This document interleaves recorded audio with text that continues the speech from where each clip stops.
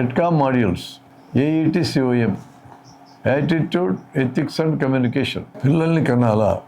పిల్లల్ని కని పెంచడం తపస్సులా భావించలేనప్పుడు, పిల్లల్ని కనురెప్పలా కాపాడుకోలేకపోయినప్పుడు, వారి ఆలన పాలన చూసే ఓపిక మనకు లేనప్పుడు, వారి అవసరాలు అడుగడుగునా తీర్చే తీరిక లేనప్పుడు, వారి పెంపకం కన్నా ఇంకేవేవో విషయాలు పనులు మనకు ముఖ్యమైనప్పుడు, అందరూ గొడ్డుబోతు దాన్ని అనుకుని కంటున్నప్పుడు, అంటే ఇతరులు గొడ్డుబోతు అన్నారు కాబట్టి మనల్ని పిల్లలుగా అంటాం.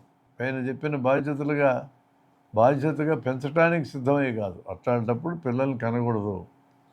పుట్టారు కనుక మొక్కుబడిగా పెంచక సస్తామా అనుకున్నప్పుడు కూడా పిల్లల్ని కనకపోవడం మంచిది. ఈతాకులు తెచ్చుకొని చీపుర్లు కట్టుకుని జీవనం సాగించే 30-40 ఇరుకల కుటుంబాలు ఉన్నాయి.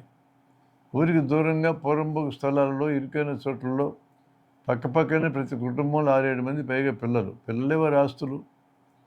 కుటుంబ సంక్షేమ శాఖ వారి ప్రవచనాలు వీరి చిరికెక్కవు.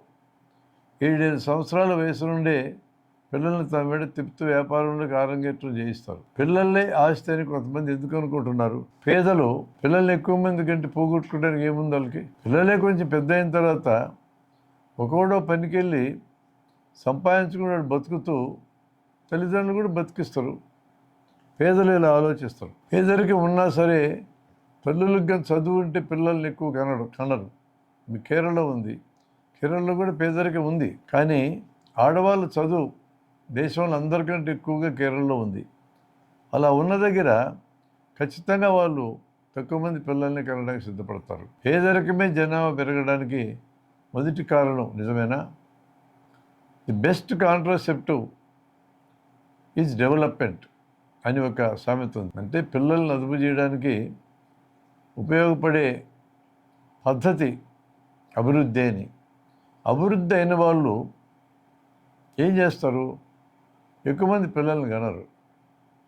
తాము అభివృద్ధి అయి సుఖంగా సౌకర్యవంతంగా జీవిస్తున్నాం కాబట్టి తమ పిల్లలు కూడా అలానే జీవించాలంటే ఒకరు లేదా ఇద్దరు పిల్లల్ని కానీ తమను సంపాదించుకున్న ఆస్తిపాస్తులు లాంటి చదువు సంధ్య లాంటి వాళ్ళకి అందిస్తే, ఒకవేళ తమ ఆస్తులు 2గా భాగించి 2 పిల్లలకి ఇచ్చినా వాళ్ళ జీవితంలో మళ్ళా అంత సంపాదించుకుని సెటిల్ అవుతారనే అభిప్రాయం ఉంటుంది. రెండవది, తల్లిదండ్రి ఇద్దరు పని చేయాల్సిన పరిస్థితి ఉన్న చోట ఎక్కువ మంది పిల్లల్ని కానీ పెంచడం కూడా సాధ్యం కాదు వాళ్ళకి.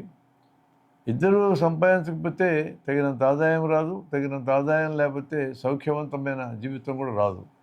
అందుకని చదువుకున్న వాళ్ళు, పనులు చేసేటోళ్ళు తక్కువ మంది పిల్లల్ని కంటారు.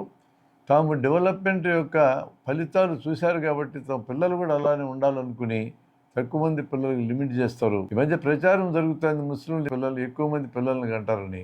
అది వాస్తవం కాదు. చదువుకున్న ముస్లింలు కూడా ఒకరిద్దరి కంటే మించి పిల్లల్ని కనడంలే. చదువు లేని వాళ్ళు, హిందువులైనా ముస్లింలైనా మరే మత అనుయాయులైనా ఏ కులంలో ఉన్నా పేదరికం దానంతటదే ఎట్టేస్తే మనుషులను ముందుకు ఎక్కువ మందిని కనమని. రెండోది, పేదరికం వల్ల పిల్లల్ని కాపాడుకోవడం కూడా సాధ్యం కాదు కాబట్టి బతికినంతమంది బతుకుతారు. మిగిలిన వాళ్ళే మా పిల్లలు అనుకొని వాళ్ళు పిల్లల్ని ఆస్తి కింద భావించే ఆలోచన పేదల్లో జరగడం మనం చూస్తూ ఉన్నాం.